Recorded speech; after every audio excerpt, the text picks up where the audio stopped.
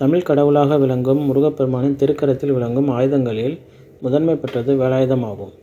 அது சிவபெருமானைப் போலவே படைத்தல், காத்தல், அழித்தல், அருளல், மறைத்தல் எனும் ஐம்பெரும் செயல்களை மாற்றவல்லது. அத்தகைய ஒப்பற்ற சக்திமிக்க தனியாண்மை கொண்ட நெடுவேலாயுதம் தோன்றி முருகன் கையில் வெற்றி வேலாயுதமாக நிலைபெற்ற வரலாற்றை காண்போம்.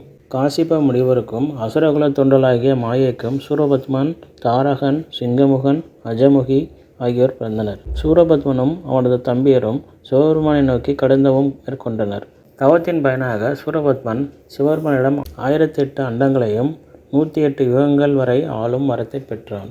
தம்பியரான தாரகனும் சிங்கமுகனும் வரங்களை பெற்றனர். அவன் தான் பெற்ற வரபலத்தால் 8 திக்கிலும் படை நடத்தி எல்லோரையும் அடிமைப்படுத்தினான். அவரை கண்டு தேவர்கள் ஓடினர். அவர்கள் கடலில் மீனாகவும் காட்டில் பறவைகளாகவும் மறைந்து வாழ வேண்டியதாயிற்று. அவன் இந்திரனின் மகனான ஐந்தனையும் அவனது தோழர்களையும் கிரவுஞ்ச மலையில் சிறை வைத்தான். ஒரு கட்டத்தில் அளவு கடந்து இனி தாங்க முடியாது என்ற நிலைமை உண்டாயிற்று. தேவர்கள் எல்லோரும் கூடி சிவபெருமானை சரணடைந்தனர். சிவபெருமான் அவர்களிடம், அஞ்சாதீர், அசுரர்களை அழிக்க ஒழிக்கத்தக்க ஒரு மகனை தருகிறேன். அவனால் உங்கள் கவலைகள் விரைவில் தீரும் என கூறி தனது நெற்றிக்கண்ணிலிருந்து 6 பொறிகளை தோற்றுவித்தார். அதன் வெப்பம் தாங்காது அனைவரும் பயந்து அங்கிருந்து ஓடினர். அக்னிதேவன் அந்த 6 தீப்பொறிகளையும் எடுத்து சென்று கங்கையிடம் அளித்தான். அவள் அவற்றை தனது உற்பத்தி தானமாகிய நாணற்காட்டில் இருந்த சரவண பொய்கையில் விட்டாள். அங்கு அவை 6 அழகிய குழந்தைகளாக உருப்பெற்றன. சிவனும் பார்வதியும் அங்கு சென்றனர். பார்வதி தேவியார் அந்த 6 குழந்தைகளையும் ஒரு சேர வாரி அணைத்தாள். அக்கணத்தில் அந்த 6 குழந்தைகளும் ஒன்றாகி 6 திருமுகங்களும் 12 தோள்களும் 2 திருவடிகளும் கொண்ட அழகிய குமாரனாகியது. உமையவள் அவனுக்கு கந்தன் என பெயர் சூட்டினார். கார்த்திகை பெண்களிடம் அவனை வளர்த்து வர சொன்னாள். கந்தனோடு நவ வீரர்களும் தோன்றினர்.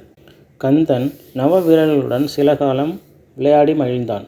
பிரணவத்திற்கு பொருள் உரைத்தும் நாரதர் செய்த வேள்வியில் தோன்றிய ஆட்டை வாகனமாக ஏற்றும் அவன் பல திருவிளையாடல்களை நிகழ்த்தினான்.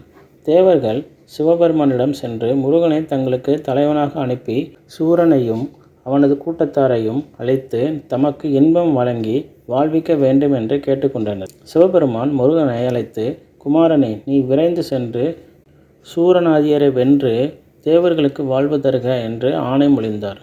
பிறகு சிவபெருமான் தனது அம்சமான 11 ருத்ரர்களின் அம்சத்திலிருந்து 11 ஆயுதங்களை அளித்தார். அவை தோமாரம், கொடி, வாள், குலிசம், அம்பு, அங்குசம், மணி, தாமரை, தண்டம், வில் மற்றும் மழு எனும் 11 ஆயுதங்களாக்கி அளித்தார். பிறகு உமாதேவியிடம் முருகனுக்கு ஆயுதமொன்றை வழங்குக என்றார். அம்பிகை ஒப்பற்ற ஆற்றல் கொண்டதும் விரைந்து செல்வதும் பகைவரை எளிதில் அழித்து வெற்றியை அடைந்து மீள்வதுமான வலிய வேலாயுதத்தை படைத்து அவரிடம் அளித்தாள். சிவசக்தியரின் அம்சமாகவே வேல் தோன்றியது.